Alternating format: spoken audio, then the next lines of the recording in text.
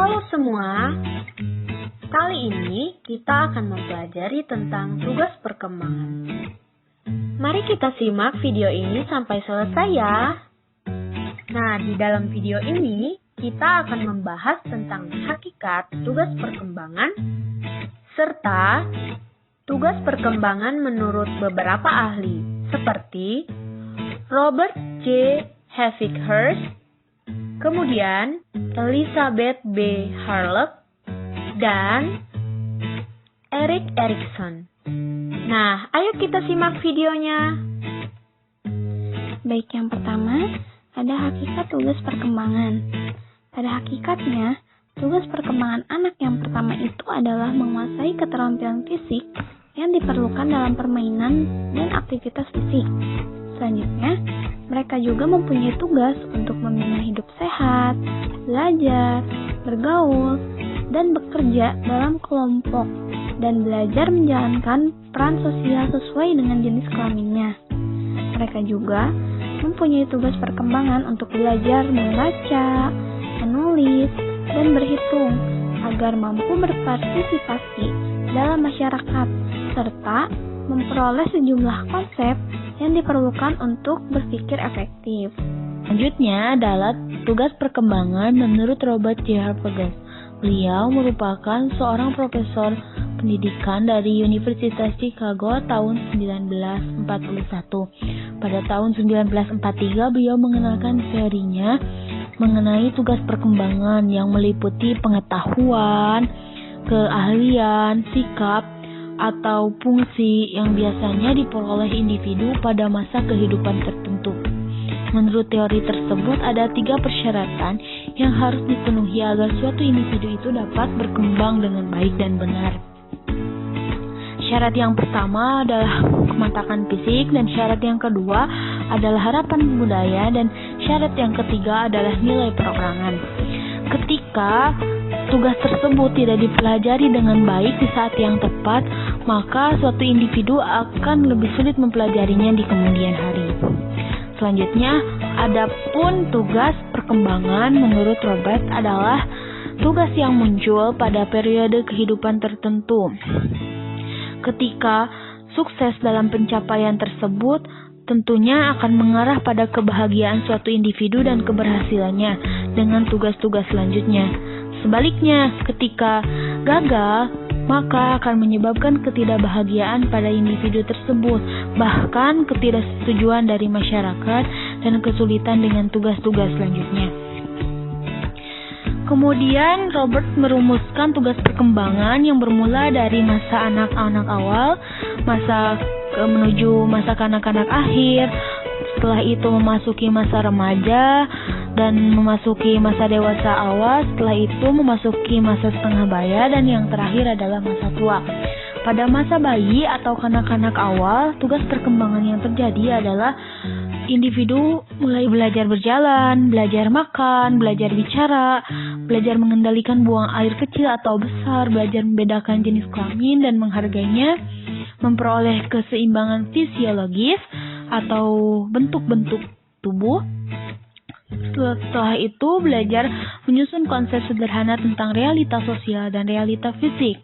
Setelah itu belajar menjalin hubungan secara emosional dengan dirinya, dengan orang tua dan saudara dan lainnya. Yang terakhir, belajar membedakan antara hal yang benar dan hal yang salah serta mengembangkan kata hati. Pada masa kanak-kanak akhir, tugas perkembangan yang terjadi adalah belajar keterampilan fisik yang diperlukan dalam permainan yang ringan, membentuk sikap yang sehat terhadap dirinya demi keperluan organisme yang sedang tumbuh. Kemudian belajar bergaul dan bermain dengan teman seusia. Selanjutnya, mulai menemukan peranan sosial yang cocok bagi dirinya sebagai pria ataupun wanita. Mengembangkan keterampilan-keterampilan dasar dalam membaca, menulis, berhitung atau calistung. Mengembangkan konsep yang diperlukan dalam kehidupan sehari-hari. Mengembangkan kata hati dan moralitas tata nilai. Mengembangkan sikap-sikap dalam memandang kelompok-kelompok sosial dan lembaga kemasyarakatan, menemukan kebebasan pribadi. Selanjutnya, tugas perkembangan yang terjadi pada masa remaja. Yang pertama adalah menjalin hubungan yang baru, baik itu teman sebaya, baik yang sesama jenis maupun lawan jenis. Yang kedua, menerima keadaan fisiknya, menerima peranannya sebagai pria atau wanita. Yang pria tidak merasa ingin menjadi wanita, dan yang wanita pun tidak merasa ingin menjadi seorang pria. Yang ketiga, menginginkan dapat berperilaku dapat diterima di masyarakat. Yang keempat, memperoleh kebebasan secara emosional dari orang tua dan orang dewasa lainnya. Kemudian, menyiapkan karir dalam bidang ekonomi dengan suatu jabatan atau pekerjaan. Kemudian, mempersiapkan diri untuk memasuki masa pernikahan dan hidup berkeluarga. Kemudian, mengakui suatu tata nilai dan sistem etika yang membimbing segala tindakan dan pandangan. Kemudian, belajar bertanggung jawab sebagai warga negara.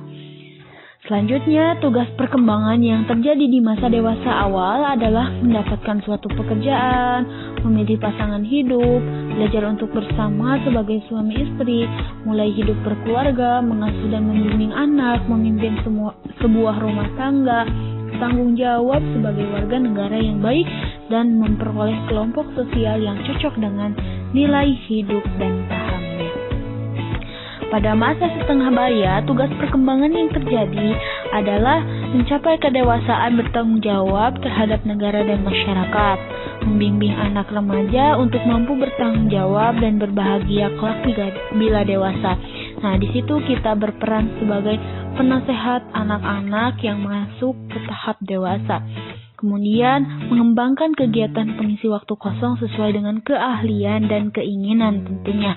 Menciptakan hubungan suami istri yang serasi, menerima dan menyesuaikan diri dengan keadaan perubahan fisiologis pada usia tengah baya, mencapai dan mengutamakan penampilan yang memudahkan dalam karir profesional, dan mulai menyesuaikan diri dengan kehidupan orang tua yang lanjut usia. Dan yang terakhir, pada masa tua atau lanjut usia, tugas perkembangan yang terjadi biasanya adalah siap menghadapi keadaan menurunnya kondisi fisik dan kesehatan, karena ketika sudah tua, keadaan tubuh itu akan melemah, baik itu kesehatannya ataupun kekuatannya. Kemudian, siap untuk mengalami penurunan pendapat. Setelah tua, kita harus banyak mengalah kepada orang-orang muda. Kita harus memberikan peluang terhadap orang muda untuk mengeluarkan pendapatnya. Yang ketiga, siap untuk menghadapi kematian suami dan istri. Selanjutnya, membina hubungan yang baik dengan anggota kelompok usia. Selanjutnya, memelihara kondisi fisik agar tetap menyenangkan. Dan yang terakhir adalah menyesuaikan diri untuk mengurangi tugas-tugas sosial, tetapi tetap memenuhi kewajiban kita sebagai warga negara dan masyarakat. Materi selanjutnya adalah tentang tugas perkembangan menurut Elizabeth. Nah, siapakah Elizabeth ini? Elizabeth ini adalah seorang ahli psikologi yang telah banyak mengarang buku-buku psikologi. Nah, Elizabeth ini mengartikan tugas perkembangan yaitu sebagai social expectation, yang artinya setiap kelompok budaya mengharapkan anggotanya menguasai keterampilan tertentu yang penting dan memperoleh pola perilaku yang disetujui oleh berbagai usia sepanjang rentang kehidupan. Rumusan tugas perkembangan Erikson ini yaitu terdiri dari 10. Yang pertama ada masa sebelum lahir, yang kedua ada masa bayi baru lahir, yang ketiga ada masa bayi, yang keempat ada masa kanak-kanak awal, yang kelima ada masa kanak-kanak akhir, yang keenam ada masa puber, yang ketujuh ada masa remaja, yang kedelapan ada masa dewasa awal, yang kesembilan ada masa dewasa media, dan yang terakhir ke-10 adalah masa usia lanjut. Yang pertama adalah masa sebelum lahir. Periode prakelahiran ini ialah dimulai dari masa pembuahan hingga kelahiran. Periode ini merupakan masa pertumbuhan yang luar biasa dari satu sel tunggal hingga menjadi organisme yang sempurna dengan kemampuan otak dan perilaku yang dihasilkan kira-kira dalam periode 9 bulan. Yang kedua ada masa bayi. Masa bayi adalah periode perkembangan yang merentang dari kelahiran hingga 18 atau 24 bulan. Masa Masa bayi ini merupakan masa yang sangat bergantung pada orang dewasa. Banyak kegiatan psikologis yang terjadi hanya sebagai permulaan seperti bahasa, pemikiran simbolis, koordinasi sensor motor, dan belajar sosial. Selanjutnya ada masa kanak-kanak awal. Masa kanak-kanak awal ini adalah periode perkembangan yang merentang dari masa bayi hingga usia 5 atau 6 tahun. Periode ini biasanya disebut dengan periode prasekolah. Selama masa ini, anak-anak kecil belajar semakin mandiri dan menjaga diri mereka sendiri, mengembangkan keterampilan kesiapan bersekolah seperti mengikuti perintah, mengidentifikasi huruf, dan meluangkan waktu berjam-jam untuk bermain dengan teman sebayanya. Jika mereka telah memasuki kelas 1 sekolah dasar, maka secara umum mereka telah mengakhiri masa awal kanak-kanak. Selanjutnya adalah masa kanak-kanak akhir. Masa pertengahan dan masa kanak-kanak akhir ini adalah periode perkembangan yang merentang dari usia kira-kira 6 hingga 11 tahun, yang kira-kira setara dengan tahun-tahun sekolah dasar. Periode ini biasanya disebut dengan tahun-tahun sekolah dasar. Keterampilan fundamental seperti membaca, menulis, dan berhitung telah dikuasai. Anak juga secara formal berhubungan dengan dunia yang lebih luas dan kebudayaan. Prestasi merupakan menjadi tema yang lebih sentral dari dunia anak dan pengembangan diri mulai meningkat. Selanjutnya ada masa remaja. Masa remaja ialah suatu periode transisi dari masa awal anak-anak hingga masa awal dewasa yang memasuki pada usia kira-kira 10 hingga 12 tahun dan berakhir pada usia 18 hingga 22 tahun. Masa remaja ini bermula pada perubahan fisik yang cepat, pertambahan berat dan tinggi badan yang dramatis, perubahan bentuk tubuh, dan sebagainya. Pada perkembangan ini, pencapaian kemandirian dan identitas sangat menonjol, seperti pemikiran semakin logis, abstrak, dan idealistis, dan juga semakin banyak menghabiskan waktu di luar keluarga. Kemudian ada masa dewasa awal. Masa dewasa awal ini ialah periode perkembangan yang bermula pada akhir usia belasan tahun atau awal usia 20-an tahun, dan yang terakhir pada usia 30-an tahun. Pada masa ini adalah pembentukan kemandirian pribadi dan ekonomi, masa perkembangan karir bagi banyak orang ya. Kemudian masa pemilihan pasangan, belajar hidup dengan seseorang secara akrab, memulai keluarga, dan mengasuh anak-anak. Kemudian ada masa dewasa madya. Masa madya ini ialah periode perkembangan yang bermula pada usia kira-kira 35 hingga 45 tahun dan merentang hingga usia 60-an tahun. Pada masa ini adalah masa untuk memperluas keterlibatan dan tanggung jawab pribadi dan sosial, seperti membantu generasi berikutnya menjadi individu yang berkompeten, dewasa, dan mencapai serta mempertahankan kepuasan dalam karir. Selanjutnya adalah masa usia lanjut. Masa usia lanjut ini biasanya disebut masa akhir dari dewasa. Pada masa ini ialah periode perkembangan yang bermula pada usia 60-an atau 70 tahun dan berakhir pada kematian. Pada masa usia lanjut ini merupakan masa penyesuaian diri atas berkurangnya kekuatan dan kesehatan, menatap kembali kehidupannya, pensiun, dan penyesuaian diri dengan peran-peran sosial baru. Dan kemudian, tugas perkembangan menurut Erik Erikson. Erik Erikson merupakan seorang psikolog dari Jerman yang terkenal dengan teori tentang 8 tahap perkembangan pada manusia. Beliau juga telah merumuskan tugas perkembangan. Berikut adalah rumusan tugas perkembangan menurut Erik Erikson. Yang pertama yaitu bayi yang berumur mulai dari 0 sampai 1 tahun. Krisis atau konflik utama yang dialami pada fase ini adalah rasa percaya dan rasa curiga, di mana tahap ini berperan besar dalam menentukan apakah dia akan mudah percaya atau curiga kepada orang lain.